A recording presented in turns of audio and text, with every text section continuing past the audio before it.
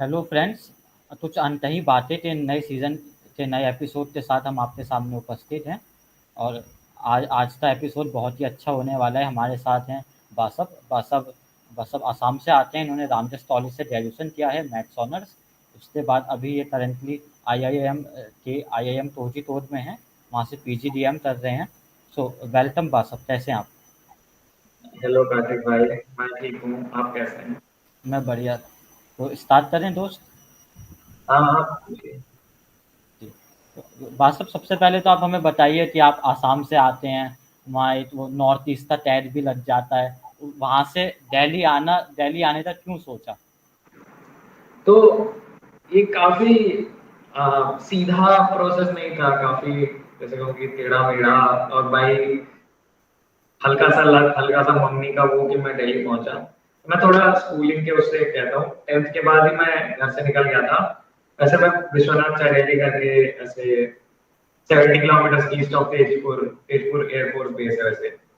तो 70 kilometre east of Tezpur छोटी सी town है विशाल रैली करके, वहाँ 10th तक पढ़ाई की थी। तो 11th 12th के लिए स्टेट का एक अच्छा स्कूल कहते हैं, जैसे स्टेट बोर्ड के अंदर नौगांव में एक था, तो वहाँ गया था पढ़ने, भेज दिया था कि ये स्टेट बोर्ड के जो रैंक वैंक होते हैं उसमें कुछ आ जाए, ये वो करके भेज दिया था मम्मी पापा ने। तो वही वही पे पढ़ाई किया, इतना सीरियसली नहीं पढ़ा था 11th 12th, सच बताऊं तो मोस्टली घूमता रहता था ये वो। कहीं शायद दिमाग में था कि इंजीनियरिंग करनी है, अगर एनआईटी आईआईटी कुछ हो जाए तो सोचा था एक साल ड्रॉप ले लूंगा ऐसे। बट फिर वही हुआ, लोगों ने ऑप्शन बताए, फिर थोड़ा सेंट स्टीफेंस कॉलेज का भी काफी इधर उधर देखा था कि अच्छा कॉलेज है, फिर ड्यू नॉर्थ कैंपस ये वो सुनने में आया। फिर भी मतलब अप्लाई करके ड्यू छोड़ दिया था मैं। अपने 12th के रिजल्ट के बाद कोटा चला गया था कोचिंग लेने एलन में। आई थिंक 15 दिन जितने कोचिंग ली थी, first cut off list due की आ गई थी। नहीं हुआ था फर्स्ट कट ऑफ लिस्ट में कहीं भी, उतने भी नंबर नहीं थे। और अब तो कहीं भी नहीं होगा, ये 4 साल पहले की बात है। तो वहां पे था कोटा में, एक बार मैं बीमार पड़ गया, मतलब बुखार भी आया और काफी कुछ हुआ। तो दवाई ववाई लेके सो रहा था, उसके 2 दिन बाद I think second cut off list आई थी। सेकंड कट ऑफ लिस्ट में मेरा रामजस में हो गया था मैथ्स में, और किरोरीमल में आई थिंक स्टैट्स ऑनर्स में हो गया था। तो मैंने मम्मी से बोला, मम्मी यार मुझे मुझसे पढ़ाई नहीं होगी। बेसिकली ये था, 2 साल 12th के उस स्कूल में बहुत प्रेशर वाले होते थे। मैं पर्सनली इतना प्रेशर नहीं लिया था, बट जितने मैंने दोस्तों को देखा है, काफी दोस्त अभी भी उस प्रेशर से, मतलब 4 साल बाद भी थोड़े ट्रॉमा है। तो मैं 2 साल पढ़ाई करके फिर मैं सोचा एक और साल जेई की, और कोचिंग आप जानते ही हो, कोचिंग 15 दिन में ही समझ गया कि इधर 8 10 घंटे रोज पढ़ने पड़ेंगे, फिर भी कुछ गारंटी नहीं है। तो मैंने मम्मी को बोला यार मेरे से पढ़ाई नहीं हो रही, कॉलेज का थोड़ा जी के देखना है कॉलेज कैसे होता है। तो ऐसे ही रामजस हो गया, क्योरिमल हो गया। तो बात की तो पेरेंट्स ही बोले कि स्टैट्स क्या पढ़ेगा, ज्यादा स्पेसिफिक है, मैथ्स पढ़ ले। तो कोटा से मैं ट्रेन लेके आ गया, डॉक्यूमेंट डॉक्यूमेंट थे आके। फिर पापा आ गए 2 दिन बाद, और फिर रामजस में एडमिशन कराया। एक बहुत बड़ा मोटिवेशन था, even like before Ramjas also, कि इंजीनियरिंग में करनी थी। तो एक मेरा स्पेसिफिक गोल था कि असम से बाहर रहना है। सच बताओ तो नॉर्थ ईस्ट से बाहर रहना है ऐसा था, क्योंकि वहाँ पे सिचुएशन अब तो काफी स्टेबल है, बट जब मैं ग्रो अप कर रहा था 3 4 5 6 में, तो हमारे टाउन से थोड़ा आगे, मतलब 10 15 किलोमीटर दूर टेररिस्ट कैंप हुआ करते थे। आई थिंक 2 बार, 2008 में, 2014 में टेररिस्ट अटैक हमारी कम्युनिटी के लोगों पे ही हुआ था। तो तब से ये था कि किसी भी हाल में यहाँ से तो निकलना है, कि कॉलेज यहाँ से बाहर कहीं पढ़ लूँ और फिर कभी वापस परमानेंटली आना ना पड़े। तब वो सोचता था, क्योंकि तब अब कोई चाइल्डहुड का वो था। तो यही देख के फिर ड्यू में हो गया। तो रामजस में, रामजस तो एक्सपीरियंस ही अलग है। तो यही था जर्नी एक पे। अच्छा। तो रामजस में आपने मैथ्स ऑनर्स किया, तो मैथ्स ऑनर्स का एक्सपीरियंस कैसा रहा, और would you recommend people to go for maths honours? So, like straight off the bat, one honest truth is it is not like maths at this UG and beyond level isn't maths that we studied in high school. हमने high school में जो करी थी उसको arithmetic कह सकते हैं, computation कह सकते हैं, मोस्टली कंप्यूट करते थे, आंसर निकालते थे। फॉर्मूला कहीं कहीं हल्का सा फॉर्मूला डेरिवेशन होता था, और 11 12 में कैलकुलस आ गया था। जबकि higher maths is mostly calculus, not mostly calculus, mostly theoretical, real analysis, फिर लीनियर अलजेब्रा कहते हैं, फिर एक एब्स्ट्रैक्ट अलजेब्रा कहते हैं। इन सब में प्लस इन सब में हर जगह कैलकुलस यूज होता है। तो कहीं भी आंसर्स सॉल्व करके निकालने से ज्यादा इंपॉर्टेंट है थ्योरी समझना, कॉन्सेप्ट समझना। और मैंने नोटिस किया है, मैं दावे के साथ कह सकता हूँ, हमारी 65 की क्लास में टॉपर को भी मैथ समझ में नहीं आता था। वो तो डीयू का पेपर इजी होता था, तो वो आप थ्योरी, वो डेरिवेशन प्रूफ करके जाओ तो सीधा आ जाते थे, फिर आप लिख देते थे, नंबर आ जाते थे। मुझे कुछ नहीं आता। मैंने यूजी में 2-4 एप्लीकेशन वाले पेपर, स्टैट्स के 2-3 पेपर और एक फाइनेंस और एक प्रोग्रामिंग का पेपर छोड़ के मैंने कुछ नहीं सीखा। प्योर मैथ्स के जो कोर पेपर्स हैं उनमें मैंने कुछ ही नहीं सीखा। तो वही था, टॉपर्स को भी समझ में नहीं आता था, मुझे तो क्या ही समझ में आएगा। तो मैथ्स का मेरा वैसा एक्सपीरियंस है। तो मेरा ऑनेस्ट रिकमेंडेशन ये है कि अगर आप प्योर मैथ्स थोड़ा एक्सपोजर है, थोड़ा खुद से देख रहे हो यूट्यूब पे, 2-3 चैनल्स हैं, मैं बोल ही देता, एक है 3 Blue 1 Brown करके, बहुत प्यारा चैनल है मैथ्स के लिए। मतलब जो मेरा मैथ्स के लिए प्यार यूजी के टाइम चला गया, वो प्यार लास्ट ईयर लॉकडाउन में फिर से आया, क्योंकि मैं उसके वीडियो देखने लगा और एकदम अच्छी सी ग्राफिक्स के साथ एक्सप्लेन करते हैं। बासर बहुत लोग मैथ्स ऑनर्स करना चाहते हैं क्योंकि उन्हें 12th में 95 मार्क्स आए होते हैं, उन्हें लगता है उन्हें मैथ्स अच्छे से आती है, but they are not sure कि मैथ्स ऑनर्स के बाद आगे क्या होगा। तो हम जानना चाहेंगे कि आपके अकॉर्डिंग मैथ्स ऑनर्स के बाद आगे क्या ऑप्शंस हो सकते हैं। तो एक मैं हल्का सा पर्सनल बैकड्रॉप देता हूँ। 12th में अभी मेरी बहन ने रिसेंटली मैथ्स का मतलब मैथ्स के बिना 12th कंप्लीट की, तो अभी उसको दिक्कत ये आ रही है कि उसके पास मैथ्स नहीं है। बहुत जगह पे इकोनॉमिक्स पढ़ो, जो भी पढ़ो, लोग जनरली 12th पे मैथ्स मांगते हैं। सिमिलर इज अंडरग्रेड मैथ्स की, although the subject itself is something no one would mostly know, UG maths common public में किसी को समझ नहीं आएगा, जितना इकोनॉमिक्स और कॉमर्स थोड़ा थोड़ा लोगों को आता होगा। मैथ्स किसी को कुछ भी समझ में नहीं आएगा यूजी में क्या होता है। बाहर के लोगों को तो कुछ हल्का आइडिया भी नहीं कि क्या एक्चुअली होता है उसमें। But from options point of view I think 12th वाले जैसा ही है। मैथ्स के बाद ऑप्शंस बहुत ही डाइवर्स वे में खुले रहते हैं। मैंने देखा है लोग मैथ्स के बाद क्या क्या पढ़ा जा सकता है। एज एन एग्जांपल, कुछ लोग मैथ्स के साथ फिलोसफी पढ़ते हैं, या फिर मैथ्स के बाद ही जो लॉजिक का फाउंडेशन होता है उसके बाद मैथ्स के बाद लोग जाके फिलोसफी तक पढ़ते हैं। But in general career oriented role आजकल देखें तो डेटा साइंस एक ऑप्शन आ गया है, हल्का सा स्टैट्स, हल्की सी प्रोग्रामिंग होती है, both of which are in line with maths. फिर लोग एमबीए तो करते ही हैं। एमबीए के कोर्सेज भी काफी इजी हो जाते हैं अगर हल्का सा मैथ्स और एक्सेल और ऐसे आर टाइप टूल आते हो तो। फिर एक actuarial option I think India में अभी काफी रहेगा कुछ सालों के लिए, क्योंकि इंडिया में क्वालिफाइड एक्चुअलीज बहुत कम है, प्रॉपर क्वालिफाइड एक्चुअलीज जो रिस्क कहते हैं। फिर एक है फाइनेंस, सीएफए एफआरएम वाला ऑप्शन, जो प्रॉपर फाइनेंशियल करियर के लिए, या रिस्क मैनेजमेंट कहते हैं एफआरएम, उसमें करियर का ऑप्शन है।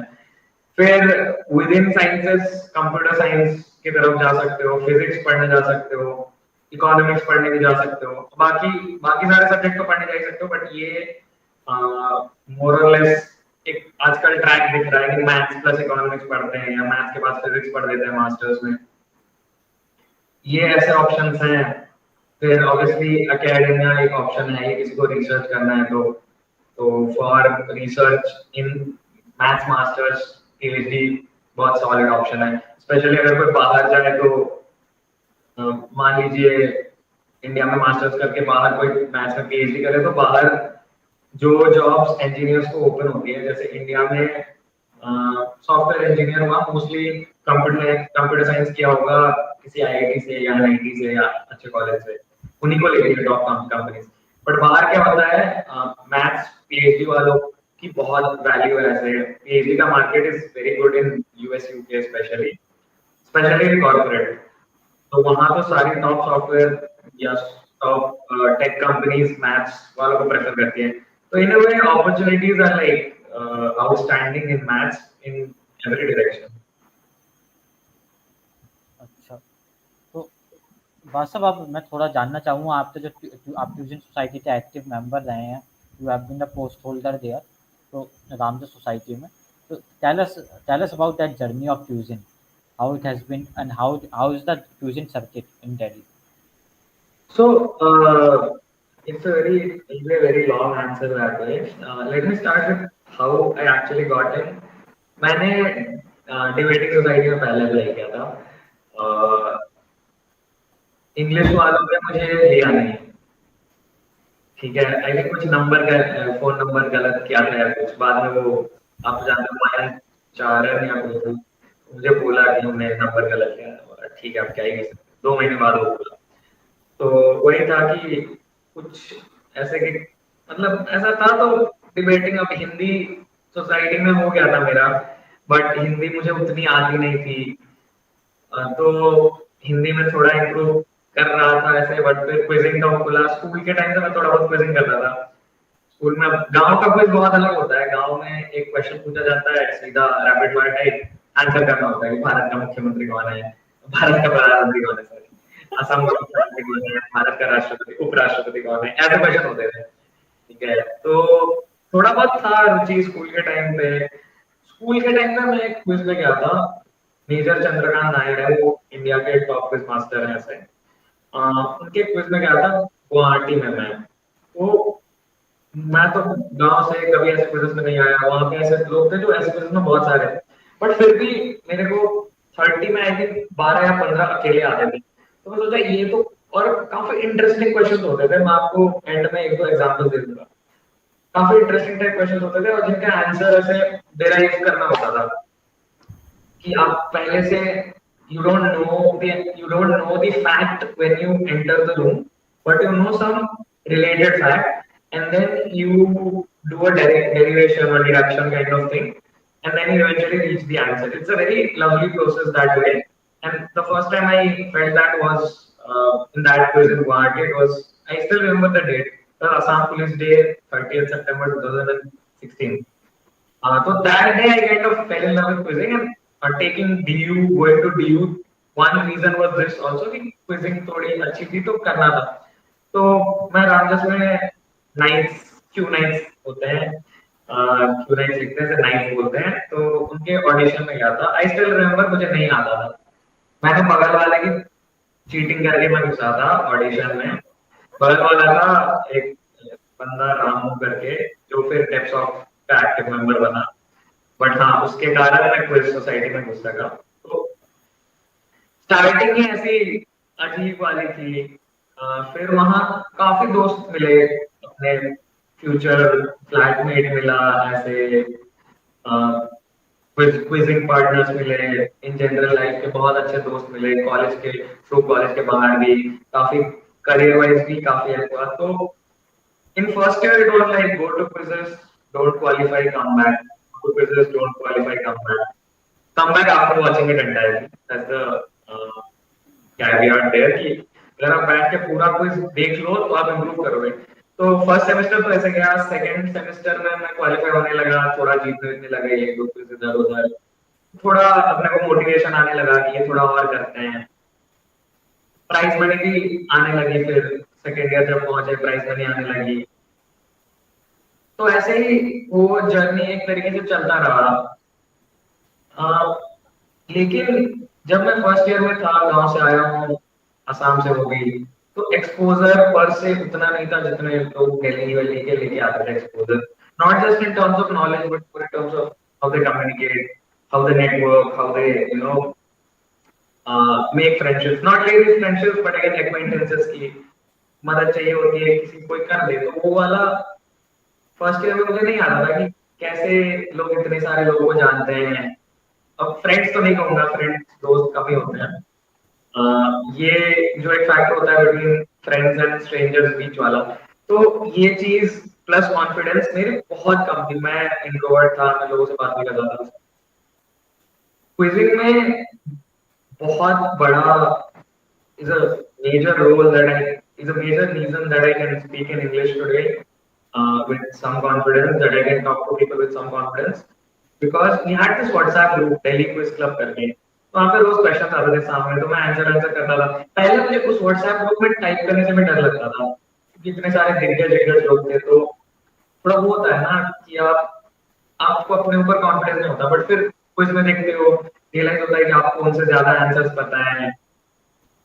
तो धीरे धीरे करके ये इम्प्रूवमेंट आई। इंग्लिश भी मेरा काफी, मतलब जब मैं पहले आया था, मुझे याद है जब मैं पहली बार फ्लाइट में उठा था, तो कोटा जाने के लिए दिल्ली तक की फ्लाइट में, गुवाहाटी से एयर एशिया की, तो एयर होस्टेस आके ऐसे अच्छे से बात करते हैं कि they are very fluent, not just the accent, they are very fluent. तो I couldn't without stopping, I couldn't speak, I was getting stuck because like वो होता था, कॉन्फिडेंस नहीं था। अब आती भी नहीं थी इंग्लिश, तो वो बात है। तो मैंने क्या किया, कॉलेज का पहला साल मेरा जो रूममेट था शुभम थापा करके, तो मेरा ऐसे काफी अच्छा दोस्त भी अभी, बट लाइक जब था तब हम बस इंग्लिश में बात करते थे, जबकि we had 4 languages to choose from, Nepali, Assamese, Hindi, English, but we talk in English. आज भी हम लोग इंग्लिश और हिंदी में बात करते हैं, नेपाली आसामी में बहुत कम बात करते हैं। तो वो एक ग्रेजुअल शिफ्ट आया। आई थिंक फर्स्ट ईयर के एंडिंग की तरफ, मतलब सेकंड सेमेस्टर में एक एनएससी का क्विज हुआ था, नेशनल स्टॉक एक्सचेंज का, उसका उसमें हम सिटी रनर्स अप थे, फिर नेशनल फाइनल में पहुंचे। तो उसके बाद से काफी कॉन्फिडेंस आ गया कि this is doable for me, कि मैं ये कर सकता हूँ। तो जर्नी वैसे इम्प्रूव होती गई। थर्ड ईयर सेकेंड ईयर में काफी जीते, काफी हारे, काफी ट्रैवल किया।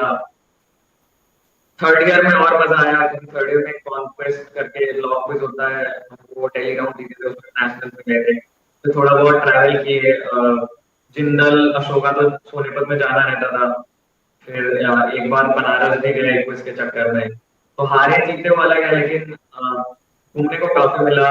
रोज सुबह एक बहुत ही इंटरेस्टिंग सा लाइफ शेड्यूल था कि कॉलेज नहीं जाना होता, बस क्विज जाना होता है। तो क्विज ये था कि मंडे से संडे रोज होते थे। कभी बीच में एक दिन गैप मिलता था, बहुत दिनों बाद थक गए कि आज नहीं ट्रैवल करना, तो सुबह उठो, 8 साढ़े 8 बजे उठो, मस्त से दौड़ दौड़ के मेट्रो पकड़ो, दौड़ के क्विज में पहुंचो, 2 क्विज होंगे, दोपहर को वहीं कुछ खा लो हल्का फुल्का, ये चाउमीन फ्राइड राइस जो भी छोटे छोटे प्लेट्स में आएंगे। फिर जीत गए तो ठीक है, जीत गए तो ठीक है, पैसे मिलेंगे, कहीं कुछ डिनर हल्का सा करके आ जाओ। नहीं हुआ तो घर पे आके खुद, हम फ्लैट में रहते थे तो खुद खाना बनाते थे। तो it was a very wholesome, complete experience where you learned almost everything, managing your schedule, traveling around, reading newspaper every day while traveling. I really enjoyed all those bits of it. इतने सारे मतलब इतने सारे events में जा रहे थे, यहाँ पे मतलब बहुत डिफरेंट कॉलेज में जाना होता था। सो वो सोसाइटी था, इतने सारे इवेंट्स में जाना और दूसरा कॉलेज की क्लासेस, वो बैलेंस कैसे बन पाता था? दोनों साथ में चल पाते हैं या नहीं? I think my smile gives it away. मैं नहीं जा रहा था कॉलेज, मैं कॉलेज जाता था दोपहर के बाद जाता था, जब एक सुबह कोई होती थी, उसके बाद आके कॉलेज जाता था दोस्तों से मिलने। कॉलेज में बहुत गया हूँ मैं, रोज कॉलेज गया हूँ, जिस दिन क्लास नहीं भी होती है मैं कॉलेज जाता था, बट क्लास में मैं नहीं बैठता था कभी भी, और क्लास इतना जाना नहीं हुआ। I think first year second year में मेरी अटेंडेंस नेग्लिजिबल अमाउंट पे थी, काफी नेग्लिजिबल अमाउंट पे। थर्ड ईयर में मैं थोड़ा कोर्स करेक्ट किया, फिर क्या आ गया, बट हाँ, क्लास में जाना ही नहीं होता था। और वो मेरे ग्रेड्स में भी झलकता है कि क्या ही पढ़ाया नहीं है, कुछ नहीं जाता था। लेकिन if you ask me, I really don't regret that part of it, because more than anything else, I got to know a lot of people. So the difference between say quizzing and other activities is, आप suppose Delhi में theatre circuit में हो तो mostly आपको college level के actors मिलेंगे, debating में हो तो मोस्टली कॉलेज वाले लोग ही डिबेट करेंगे। क्विज का ये फायदा है, वीकेंड्स पे एटलीस्ट ओपन क्विज़ेस आते हैं, जो मतलब कॉलेज से ग्रेजुएट हो गए हैं, कहीं जॉब कर रहे हैं, कहीं कुछ कर रहे हैं, कोई सरकारी अफसर है, कोई प्रोफेसर है, सब आते हैं। तो एक diverse set of people who are like much higher position, उनसे मिलने का मौका मिला। तो as a networking as a networking source or networking activity, it's really good. I got to know so many successful people, successful in their own right, doing really well in their careers, and for a lot of people, they will be, alien, yeah, not aliens, they will be like, I'm just missing the word, yeah, they will be like intimidating, right? कि जैसे कौन बड़े बड़े लोग हैं type, जबकि आप कुछ में बगल में बैठते हो, आंसर्स वो करते हो कि प्रीलिम्स के बाद कितना स्कोर आया, ये बात करते हो, और फिर नॉर्मल चीजों पे बात करते हो, जैसे कौन सी मूवी से ये क्वेश्चन है, मूवी अच्छी थी, ये डायलॉग वर्ड है। तो आपका जो कम्युनिकेशन है compared to professional communication versus what you communicate while quizzing and all, they are on completely different planes. You almost feel like an equal, not in terms of knowledge, but just in terms of being there. And obviously, they also treat you, people 20 years older than you treat you almost like they're equals. I think in that respect, quizzing is an amazing activity that taught me really a lot and helped me know a wonderful set of people. And like every time I need something that's out of the ordinary, say tennis coach चाहिए हो तो मैं वो Delhi quiz club के group में ही पूछूंगा, मैं कहीं और नहीं पूछूंगा, क्योंकि वहां पे एक decent, not decent, like very high certainty किसी ना किसी को पता होगा। It's not just for tennis को, मैं एक रैंडम एग्जांपल दे रहा था, बट लाइक कोई भी आप चीज कहो, कोई भी मतलब किसी भी टाइप का, कि सॉफ्टवेयर का कोई कोड से लेकर फिजिक्स की कोई प्रॉब्लम से लेकर, ठीक है, आपको कोई लॉयर कांटेक्ट चाहिए, सब कुछ मिल जाता था, कि किसी का second degree, first degree, second degree connection निकल ही जाता था। तो उस लिहाज say that is I think the biggest benefit I have gotten out of quizzing. तो जब कॉलेज में बच्चे आते हैं और जो उनके पेरेंट्स होते हैं, उनकी थिंकिंग ये होती है कॉलेज जा रहे हैं, डिग्री लेनी है और नंबर अच्छे लाने हैं, क्योंकि अधिकतर टॉपर्स आते हैं तो वो 90s या 95 वाले होते हैं। उसके बाद जब कॉलेज में जाते हैं तो कहीं ना कहीं जो मार्क्स हैं वो डिप कर जाते हैं, तो 90 तो बहुत कम रह पाते हैं, अधिकतर तो 80s 70s या और नीचे भी जा सकते हैं। तो how do you see that? और आप तो क्या लगता है कि सोसाइटी, मतलब बी ट्यूजिन और एनी सोसाइटी, क्या सोसाइटीज ज्वाइन करनी चाहिए? Yes, societies join करनी चाहिए, but like I know people who had 95, 97, 10, 12 में, ठीक है, डिस्ट्रिक्ट टॉपर थे, स्टेट टॉपर थे, और यहाँ आके 4 बैक लग रही थी, एग्जाम देने का मन नहीं होता था, 7 ईयर बैक लगी, 6 महीने की बैक लगी। That I would never advise, because what I found is it's very possible to maintain, especially in DU, because DU में पढ़ाई काफी रिलैक्स होती है, क्वेश्चन पेपर बार बार सेम ही आते हैं, तो ये ऐसा मेंटेन करने वाली चीज है कि आप एक लेवल का मेंटेन कर लो। मुझे थोड़ा रिग्रेट उसी का होता है कि मैं थोड़े ज्यादा नंबर ला लेता तो शायद, नहीं बस थोड़े ज्यादा नंबर भी नहीं होता, कैट पे भी ज्यादा नंबर चाहिए होते, तो वो रिग्रेट फिर क्या कहते हैं, it becomes useless, so I don't regret again. But yeah, I think I would suggest anyone to just put in 2-3 hours of effort per week towards academics। Class गए गए तो वो भी नहीं डालने की जरूरत, क्लास नहीं गए तो 2-3 घंटा हफ्ते का पढ़ के कोई भी 80-85 ला सकता है परसेंटेज, मतलब 8.5 से ऊपर तो आराम से कोई भी ला सकता है डीयू में। बट सोसाइटीज डेफिनेटली ज्वाइन करनी चाहिए। आई थिंक ऑनलाइन मीडियम में बहुत लोगों का ये लॉस है कि उनको अब क्लास हो गए खत्म, तो उसके बाद क्या ही होता है दिन में, मेरा तो बाकी कुछ नहीं होता था, तो मैं सोसाइटी की मीटिंग में चले जाता था, तो बातें करके भी अच्छा लगता था, डिस्कशन होती थी तो सीखने को बहुत मिलता था, एक क्लैरिटी ऑफ थॉट, आर्टिकुलेशन, ये इम्प्रूव होता था। ये आई थिंक अभी ऑनलाइन वाले ये लोग बहुत मिस कर रहे हैं, आई होप ऑफलाइन में आ जाए। सोसाइटी ज्वाइन करो, कॉलेज में क्लास के अंदर से तो ज्यादा क्लास के बाहर है सीखने को, ये हो वेबिनार हो, इंटर्नशिप हो, etcetera. Yeah. Now tell us something about your journey from DU to IIM और एंड MBA का क्यों सोचा? ऐसा था कि मैथ्स पढ़ के मैं समझ गया कि मैथ्स तो नहीं पढ़, ठीक है, ये मैं समझ गया कि अब फिर से मुझे मैथ्स तो नहीं पढ़नी, मेरे से नहीं हो पाएगा, मैं समझ गया भाई। मतलब 2 बार तो मैं एग्जाम से पहले रात में रोया हूँ मम्मी को कॉल करके कि मैं शायद फेल हो जाऊंगा, मेरा एमबीए 1 साल डिले हो सकता है।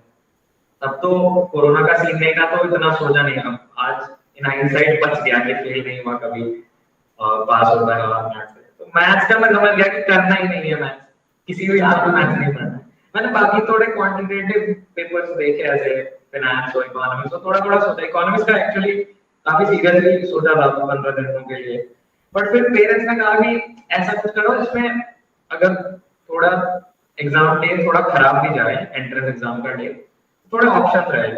तो उस लिहाज से मैंने देखा कि एमबीए कैट के अंदर एटलीस्ट 10 तो अच्छे कॉलेज होंगे, 10-12 तो मतलब अच्छे कॉलेज इनमें ओपिनियन 20-25 है, बट मुझे टॉप 10 में जाना था कि टॉप 10 में तो जाना है। तो ये था, थोड़ा दिन खराब भी गया तो 10 में कहीं ना कहीं तो हो जाएगा। प्लस एमबीए का ये था कि एज अ कोर्स उसमें कुछ खास पढ़ाते नहीं है, मतलब जो कॉन्सेप्ट समझने, जो यूजी में था मुझे कॉन्सेप्ट समझ में नहीं आ रहे थे, क्योंकि मैथ कैसे विजुअलाइज करना होता था। जैसे कुछ 11th-12th में अगर कोई मैथ पढ़ा है तो वो रिलेट कर सकता है, कार्टेशियन प्लेन होता था 2/2 3/3, I mean x into y x into y to z। तो x into y आप देख सकते हो, x into y to z आप विजुअलाइज कर सकते हो। आप वो nth dimension n by n plane कैसे विजुअलाइज करोगे? तो पूरा मैथ वैसा टाइप का था, जबकि मैं एमबीए में जो पढ़ रहा हूँ कुछ भी नहीं है, कॉमन सेंस को थोड़ा फ्लावरी वर्ड्स में डाल के थ्योरी बना देते हैं। तो वो मुझे थोड़ा तब भी पता था कि इतना कुछ खास पढ़ाते नहीं है यहाँ पे, मोस्टली रियल लाइफ एग्जांपल्स और केसेस देते हैं, वीडियोस दिखाते हैं, प्रेजेंटेशन बनवाते हैं। तो बोला चलो ये कर सकते हैं, 2 साल फिर जॉब मिल जाएगी, फिर फिगर आउट कर लेंगे। इंजीनियरिंग के बाद वाला जैसा सीन है कि एमबीए के बाद फिगर आउट कर लेंगे क्या करना है। तो ऐसे ही देखा, फिर कैट था तो कैट की कोचिंग चला गया मैं। जनवरी 2019 से स्टार्ट की थी, नवंबर में कैट था। तो वही था ऐसे हाउ टू एमबीए वाली जो। या तो अभी आप मतलब हॉस्टल में रह रहे हैं, आईआईएम कैंपस में हैं, तो ये हॉस्टल लाइफ कैसी है? और जो जब आप दिल्ली में रहते थे, वहाँ फ्लैट्स वगैरह में रहते थे, दोनों एक कंपैरिजन टाइप अगर करें तो आपको क्या लगता है, क्या अनुभव है? दोनों के अपने मेरिट्स और अपने डिमेरिट्स हैं ऐसे। जैसे क्योंकि मैं एक बार वो जी के आया हूँ फ्लैट वाली लाइफ, तो मुझे कभी कभी उसके कुछ एस्पेक्ट्स यहाँ पे मुझे याद आता है। जैसे एक एक फ्रीडम होती है यहाँ पे, काफी फ्रीडम है, ठीक है, कोई चेकिंग वेकिंग नहीं होता। हाँ, अंडर ग्रेड जैसा नहीं है ये, एज अ वो काफी, because in MBA they expect you to be like adults and they treat you like adults. So there are not many rules around, or rules aren't enforced as much. So there's this freedom, but still I miss the freedom of living by myself or just a few people. And cooking, एक तो cooking बहुत मस्त था कि खुद खाना बना के खुद खा लेते हैं, यहाँ मेस का खाना पड़ता है। फिर बाहर ऐसे ही जाना, सब्जी खरीदना, सामान सामान तो नहीं खरीदते हैं, बस सब्जी खरीदना, शाम को चिकन खरीदना, खुद बना के खाना, सुबह से ये सोच के कि आज रात को चिकन खाएंगे, खुद बना के। तो एक था, एक उसका एस्पेक्ट था जो मैं कभी कभी मिस करता हूँ। बट फिर हॉस्टल्स के अपने प्रोज है कि सारे दोस्त पास पास में हैं, बस मतलब सारे काफी अलग अलग एरिया से लोग आते हैं, वो अपनी मिठाई लेके आते हैं, फिर पार्टीज होती रहती हैं, खुद सफाई नहीं करनी पड़ती, खुद खाना नहीं बनाना पड़ता। बहुत कंफर्ट पूरा दे रखा है कि आपको बस बैठना है, बाकी सब कुछ दे दिया, आपको बस बैठना है, और एग्जाम्स में फेल भी नहीं करते। तो वैसा वाला सीन है। तो I like this also. And there is this philosopher, Epicurean philosophy कहते हैं, एपिक्यूरस। So he's like कि the it's very different from most philosophy. It's like he says life's goal is to have pleasure, and humans, जो आश्रम का concept है ना, आश्रम cult के आश्रम होते थे, जैसे ओशो ओशो का हो, ये कि बैठ के साथ में मजे करो बस। तो hostels are in a way representative of that कि लोग ऐसे कम्युनल उसमें साथ रह के रहते हैं कि humans are actually program to live ऐसे साथ में इन अ setting like hostel and all and not in family or work.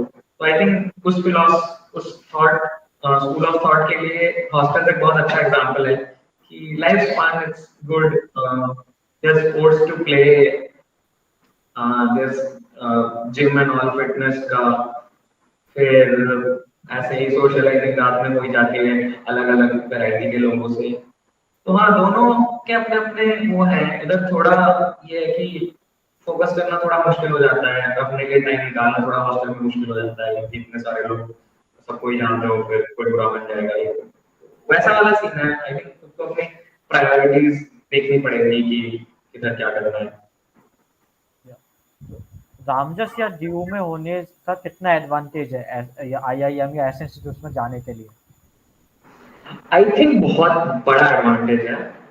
Although I entered as a fresher right after graduation. 75% of the batch enters with some work experience, 10 महीने या ज्यादा लेके। तो उनके पास एक पर्सपेक्टिव होता है, प्लस एक एक्सपीरियंस होता है of working in companies and all, job करने का। तो एक वर्ल्ड व्यू होता है जो थोड़ा सेटल्ड इन होता है, ठीक है। और हम जाते हैं एकदम एज फ्रेशर्स, कोई अपना अलग जॉब की तरफ कोई पर्सपेक्टिव नहीं है, कॉर्पोरेट वर्ल्ड में कैसे हमें कुछ इतना सोचा नहीं होता। तो वो एक हल्का सा डिसएडवांटेज है in my opinion, specially when it comes to placement. But like outside of placement, I think it's also if people are serious and mature enough, so that disadvantage can be nullified. The DU advantage is very prominent in की starting from say the admission process, कि आप cat के लिए आपको coaching चाहिए तो coaching easily मिल जाएगी। आपको इंटरव्यू वगैरह में जो पूछते हैं वो सब आप सोसाइटी में सीख जाते हो, सोसाइटी में हो या फिर जनरली ड्यू में।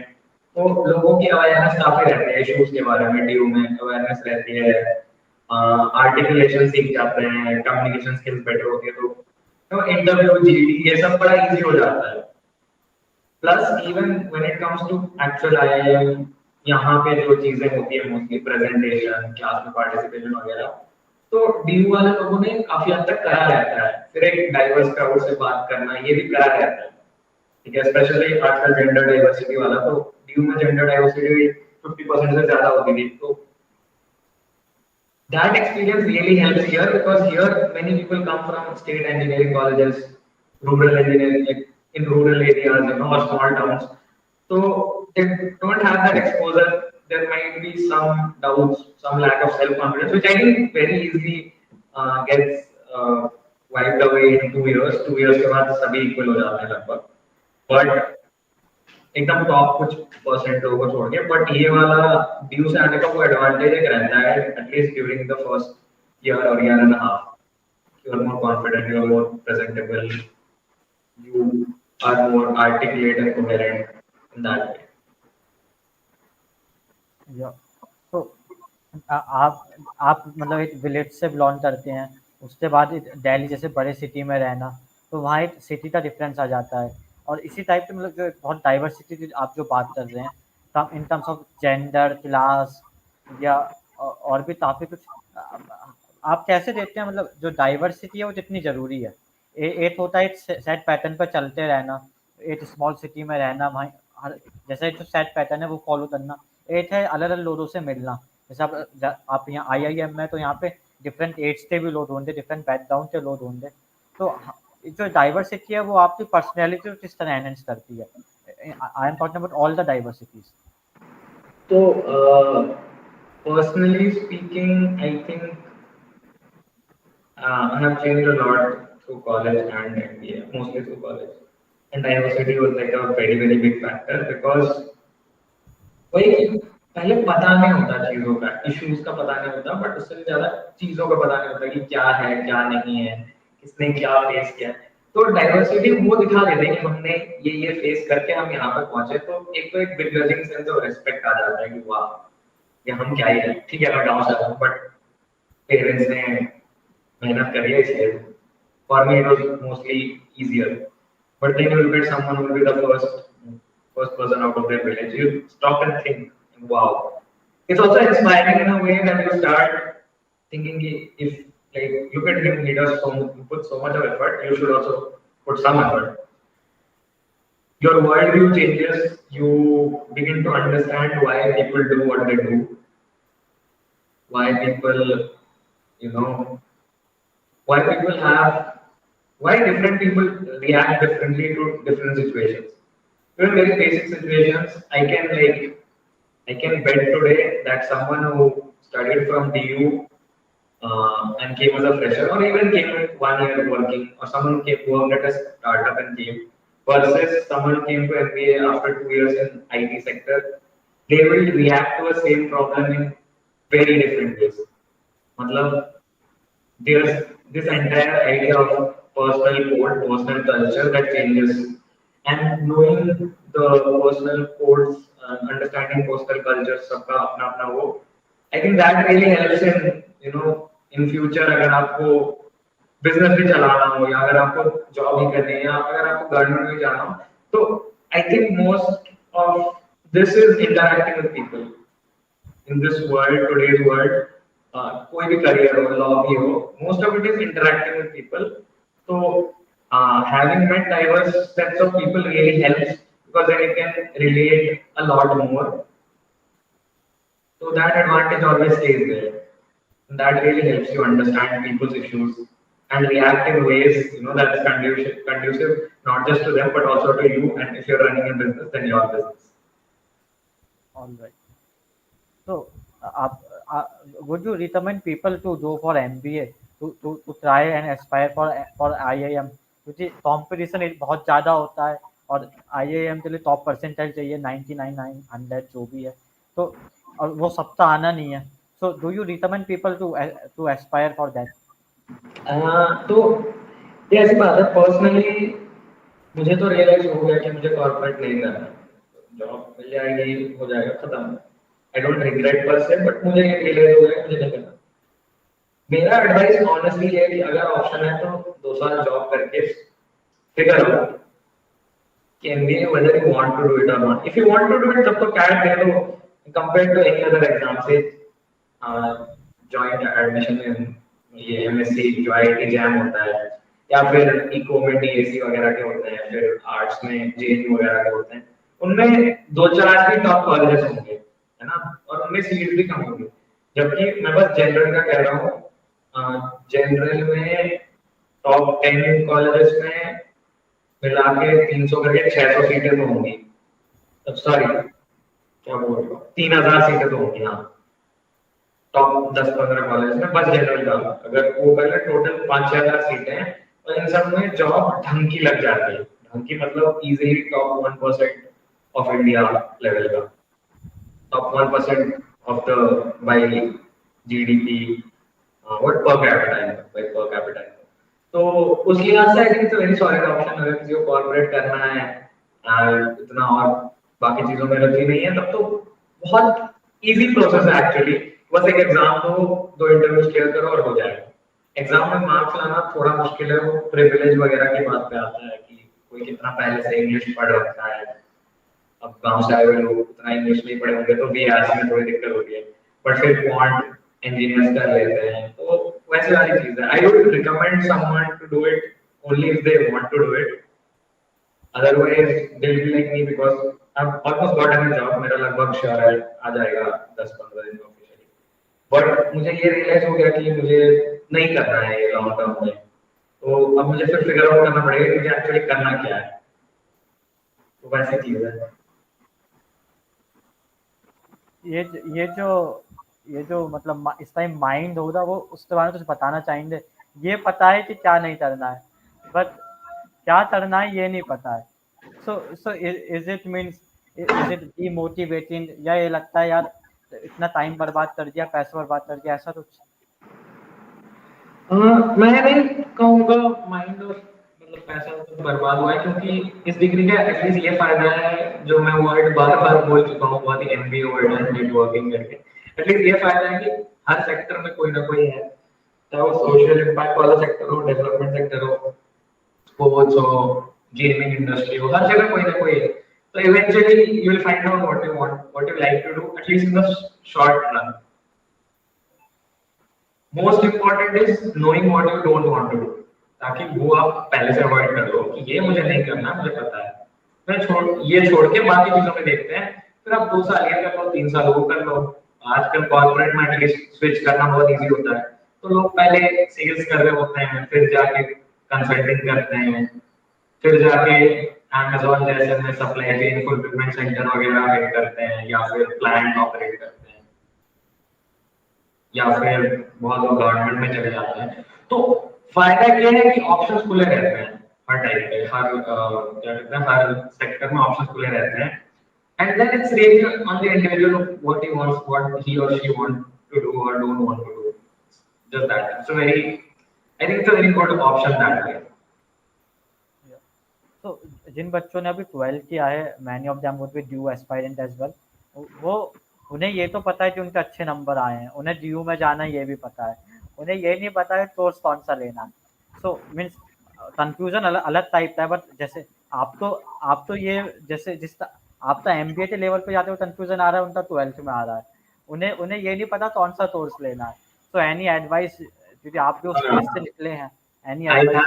have very solid advice, या honestly, and one is out of due advice. मेरे अभी का करंट मार्केट, मतलब एक कह रहा हूँ कॉर्पोरेट जॉब्स वगैरह के लिए, अगर किसी ने साइंस पढ़ी है, PCM किया है, तो मैं तो एकदम दिल से सजेस्ट करूंगा कंप्यूटर साइंस इंजीनियरिंग करने का। चाहे Tier 2 कॉलेज से कर लो, या NIT IIT नहीं ही चाहिए, Tier 2 या कहीं से भी कर लो, बस एक अच्छे सिटी में करो, जैसे बॉम्बे हो, उससे भी अच्छा दिल्ली, क्योंकि दिल्ली के पास गुड़गांव है और बैंगलोर।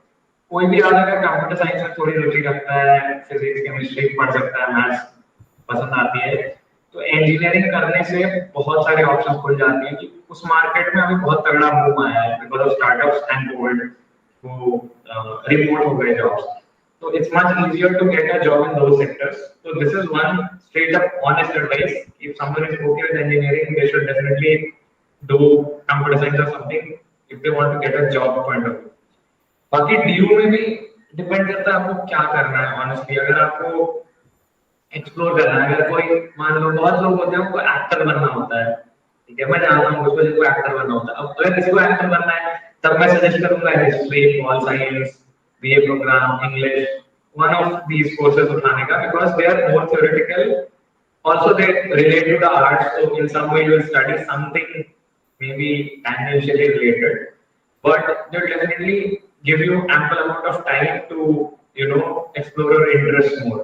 And also इनमें स्कोरिंग जनरली कम होती है, तो आपका लो स्कोर भी इतना लो नहीं लगेगा, जबकि जबकि कंपेयर्ड टू से इकोनॉमिक्स, अब economics is a very good course in my opinion. DU के बेस्ट कोर्सेज हैं career wise, I think best courses है BCom honours and economics honours, की जॉब मिल जाती है। But economics is ridiculously tough, it's the toughest course I think, it's as tough to understand as maths, and its question papers are as tough as same question नहीं आते, question बदल बदल के आते हैं। तो इकोनॉमिक्स तो बट वही है, उसके बेनिफिट्स हैं कि आपको 3-4 करियर ऑप्शन सॉर्टेड मिल जाएंगे। बीकॉम ऑनर्स में उनको सजेस्ट करूंगा जिन्हें जॉब चाहिए और जिन्हें पढ़ाई के टाइम में चिल चाहिए, तो पढ़ने के लिए भी चिल सब्जेक्ट है, ज्यादा मुश्किल भी नहीं होती स्कोरिंग। MBA भी काफी लोग करने आ जाते हैं, फाइनेंस के लिए भी ठीक ठाक है, बाकी मार्केटिंग वगैरह, मतलब MBA के साथ रिलेटेड ही हल्का सा MBA के साथ रिलेटेड है, प्लस इजी है पढ़ना। तो ये ऐसे कोर्सेज हैं। और किसी को अगर साइंस में जाना है तो I think if someone really like maths in 11th and 12th, I think they should study statistics, or more than that they should study physics, because physics in undergrad has more maths and mathematical computation compared to maths itself. All right. तो अब जो अभी तक आपके almost 5 years की college life है, दोनों colleges तो मिलाते हैं, उसका कोई एक्सपीरियंस जो आप शेयर करना चाहेंगे विच पीपल शुड नो? ऐसे इंडिविजुअल स्टोरीज वाले एक्सपीरियंस अगर मैं मतलब शेयर करने लगूं तो मुझे पहले याद करने पड़ेंगे कौन सा शेयर करूं। काफी फनी एनेक्डोट्स हैं, काफी इंटरेस्टिंग एनेक्डोट्स हैं, काफी कुछ सीखने को मिला, ठीक है। एक मुझे बहुत प्रोमिनेंटली एक साल के लिए मेरे दिमाग में as a very positive experience रहा था, but then it became a kind of negative experience. So I would want to share that. Conquest जो हम दिल्ली में रीजनल जीते थे, उसके बाद हम नेशनल्स गए थे बैंगलोर। एनएलएस का एक प्रोफेसर, एनएलएस का जो अभी वाइस चांसलर है, I think his name is Sudhir Krishnamacharya कुछ, I'm forgetting the name. Professor Sudhir, just let me check one second. Yeah, you can continue. हाँ, सुधीर कृष्ण स्वामी, ठीक है। तो he has a ये foundation I think for rights and constitution में कुछ करके, जो फाउंडेशन कॉन्क्वेस्ट करा दिया अपना पूरी जो। तो क्राइस्ट यूनिवर्सिटी में हुआ था ऑडी में, उसके बाद हम लोग लंच पे गए थे। So that person, then he was just a professor at NLS. Now he is the vice chancellor. He was prospective vice chancellor. His name had been promoted for that. That person came to our table. We were sitting in the big lunch. So ऐसा mess में बहुत सारे tables थे, हमने खाना लेके बैठे खा रहे थे। वो आके हमारे टेबल पे बैठे, मैंने आस्क, ठीक है, तुम लोग टीम से हो, कैसा है। वो खुद एनालिस्ट में था, तो पूछा कि हमारे एनालिस्ट वाले बहुत कंप्लेन करते रहते हैं कि फ्रीडम नहीं है, एकेडमिक फ्रीडम नहीं है, टाइम नहीं मिलता, या कोर्सेस ज्यादा स्ट्रिंजेंट है ये वो। तो ही just ask for like for so many days I was very surprised कि that's a vice chancellor coming and asking you, you are a nobody student, you are just 20, कि how is your college life, how's it different from where I teach, and my people are always complaining that they don't get to protest enough, and all this. And how's it different? Like, what are your experiences? What all courses do you study? No, that's a vice chancellor coming and sitting down for 30 minutes and talking to you, and he wasn't teaching, he wasn't like giving moral advice, nothing at all. He was just sitting down and wanting to know. That was a really positive experience. I think I even came back and wrote about it on Facebook. That हमारे रामजस के principal तो एकदम मतलब क्या ही कहूँगा, कह सकते हैं। तो ग्रेजुएट भी हो गए, डिग्री भी आ गई, तो मैं तो कह सकता हूँ कि एक एक एटीट्यूड सा होता था रामजस के प्रिंसिपल्स में कि बहुत बड़े कुछ हैं, ऐसे अपने स्टूडेंट से बात नहीं करते, चार गार्ड टाइप लोग लेके घूमते हैं, उनसे मिलने जाना तो लगभग इम्पॉसिबल है, वैसा वाला था। तो मैं तो शॉक हो गया कि एनएलएस इंडिया का बेस्ट 5 ईयर लॉ कॉलेज, और in some many people consider it the best law college. Best law college का like to be vice chancellor ऐसे आके बात किया, so I was actually shocked and very impressed. I still find it like very impressive, but somewhere एक थोड़ा दिमाग में से खट्टा रहा कि लास्ट ईयर जब कोविड हुआ था तो एनएलएस ने एग्जाम्स वो कराए थे, एग्जाम्स ऑनलाइन करा दिए, एंट्रेंस अलग से, बाकी क्लैट अलग से हुआ, एनएलएस का एंट्रेंस अलग से हुआ, प्लस वो मतलब घर पे बैठ के देने वाला हुआ। आप समझ रहे हो कि सेंटर्स में जाके नहीं देना है, घर पे you take it from home with a proctor there. I have taken those exams in MBA and I know कि a lot of cheating happens in those. Plus, not everyone has access to a laptop and an internet connection, stable internet connection. तो as a premier law school, वो भी government का, private होता अलग बात है, but government का premier law school अगर ये कर रहा है तो, and that too he was the person leading all this, मैंने जितना पढ़ा था फॉलो किया, मुझे काफी बुरा लगा कि ये काफी tone deaf exclusionary you know privileged लोगों के लिए जैसा लगा। बट या still I really respect the guy for coming and sitting and talking, and it was still one of the most intriguing memories from college. It's not one of those party wali memories, because party wali ये सब काफी memories हैं, but it's one of those intriguing memories that I sometimes look back. Yeah, this somehow also reminded me that you are also an Instagram influencer, and your post on Facebook has been viral also. So tell us about that. मतलब वो अपने आप होता है, कैसे होता है, क्या है वो सब? इंस्टाग्राम इन्फ्लुएंसर तो ऐसा मतलब वो जोक जैसा बन गया है कि मैं बस मजे के लिए करता हूँ, और लोग भी वो जोक ऐसे British humour, self deprecating humour type से है, ठीक है, कि मेरा फॉलोइंग 1:2 में है, और फिर मैं अपने आप को जोक के लिए फेसबुक पे मैं शिट पोस्टिंग करता था काफी 2019 में, कि ये भी था कि अटेंशन चाहिए होता था तब, तब अटेंशन मांगता था तो मैं करता था, और बीच में एक दो फनी पोस्ट वायरल भी हो गए थे। It's good. I think social media, at least Facebook, Twitter में मैं try कर रहा हूँ, but I don't have that many people following me on Twitter. But social media, it gives you a platform, especially Facebook. I've got to connect to many people who I would not have been able to connect to otherwise. And sometimes it's just they put an insightful post and you just go and comment there and then you talk. So it's a very weird thing because social media. People say कि social media friendships are not real friendships. But फिर last year lockdown के time तो WhatsApp के दोस्ती काम आए हैं. तो वही है, अब देखते हैं क्या होगा. अभी तो गोल है कि ट्विटर में थोड़े फॉलोअर्स बढ़े तो ट्विटर में कुछ करो. वहां पे नहीं बढ़ रहे हैं. Yeah. So we are proceeding towards the end of our episode now. So our final message from your side, to, for any general message to any new aspirant, whatever you want to say. Any general as in? Any general message for all the viewers, or something you want to say specifically for new aspirants, although you have already spoken on that. I think like this is for mostly for people younger than me. There's a few things that I have learned in the last 4 or 5 years. One is it doesn't matter. These are quotes you will find from famous people that I now just use. One is it doesn't matter how smart you are if I can't trust you. It's like it's, there's also something Chetan Bhagat said कि don't take yourself too seriously, take your work seriously.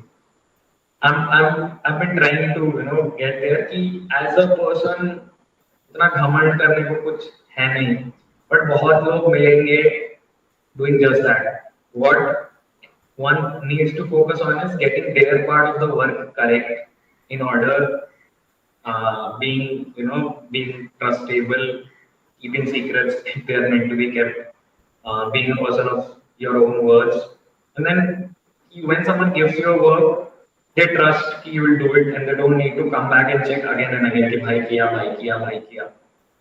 उस लिहाज से always take your work seriously, always stand up by your words. ये मैं खुद को बोल रहा हूँ, ऐसा नहीं कि मैं बड़ा कुछ तो मैं प्रीच कर रहा हूँ. ये मोस्टली मैं खुद को बोलता रहता हूँ कि ये एक है. और दूसरा ऑब्वियसली कि बहुत लोग मिलेंगे, बहुत ईगो क्लैशेस होंगी, कॉलेज में भी होती हैं, एमबीए में और भी ज्यादा होती हैं. तो साइकोलॉजी थोड़ी पढ़ना, आई थिंक मैं ट्राई कर रहा हूँ खुद भी साइकोलॉजी और फिलोसफी पढ़ना. ये काफी हेल्प किया है. Psychology specially because then you understand why someone is saying something, why someone is name dropping someone, why someone is behaving in a certain way in a certain situation. That has really helped me navigate in around people much older than me. At least in MBA, there are people 3, 4, 5 years older than me, and I am what I'm 22 now is 21, and there are generally I have friends who are 26, 27. Sometimes they have a lot of life experiences. So for me, it was very tough navigating first. Then initially, but then yeah, I studied psychology a bit, philosophy also. That helped. I think आज के ज़माने में सबको दो चार basic skills, not skills पर से, but दो चार फील्ड्स का बेसिक नॉलेज रखना चाहिए. एक तो ये है फिलोसफी साइकोलॉजी हल्का सा, और दूसरा है मैथ्स स्टैट्स कोडिंग टाइप की. then it becomes easier to understand so much that's happening around us that we don't understand. Even when COVID started, ये graphs आने लगे, logarithmic और linear graphs ये वो. तो ये सब ऐसे इन जनरल थोड़ा मैथ्स और स्टैट्स का background plus psychology I think सबको थोड़े थोड़े पढ़नी चाहिए. काफी मतलब काफी प्रीचिंग वाला एडवाइस हो गया. Yeah, but these are things that I tell myself more than I'm telling you guys. This is something that I tell myself almost every day. Yeah. So means इतना इतना बहुत कुछ है आपसे पूछने के लिए. I know you have a lot to share, और 8 एपिसोड में वो सब कर पाना बहुत मुश्किल होगा. मुझे तो इतना पता है कि मेरे लिए जो सबसे कूल बंदा है या कूल का जो पर्यायवाची है या सिंबोलिज्म है, वो बासव रंजन दयाल है. मतलब इससे ज्यादा कूल, मतलब वो बंदा जो सब कुछ करता है इतने अच्छे से करता है, इतने आराम से करता है, वो बासव है. So it was a pleasure talking to you, and other after time permit करता है तो who knows if we do with the another session of this episode. And all the best to you. आप इससे पहले हम इसे and करें, and last words from you. Yeah, obviously, I have to first say that thank you so much for having me here. I just came to talk because in some ways, I like talking. In some ways, I also feel I've been very lucky in a lot of situations, and if I can, you know, give some kind of suggestions that makes other people lucky as well. I really like talking also. So thank you so much for having me here and like thank you for these kind words. You are too kind in that way and you're someone I've known through college और मतलब मैं क्या मेरे शायद पहले के 4 batch हाँ मेरे और मेरे पहले के 4 बैच तो कम से कम आपको जो जानते थे वो सब में बहुत लोग होंगे जो आपको यही कहेंगे और यही है कि thank you so much it's been a real pleasure talking to you and I definitely would want to do this again but I don't know क्या बोलना क्या है मुझे अगले एपिसोड में वो सोचना पड़ेगा alright, thank you very much. मैं यही बोलूँगा कि वीडियो तो आप तो पसंद आने वाला है, तो वो लाइक तो आप कर ही देंगे, लेकिन I would say that follow this person on all the social media handles. और हाँ, ट्विटर पे फॉलोइंग तो बढ़ानी है। हाँ ट्विटर पे बना हाँ, तो ट्विटर पे तो फॉलोइंग बढ़ानी है बासब की। और ये वीडियो आपको अच्छा लगा है तो लाइक करें, शेयर करें, सब्सक्राइब करें, और इतने समझदार तो आप हैं। So we will be back with another video of this soon. या so okay, bye bye for now, take care, enjoy and have a nice time, bye bye।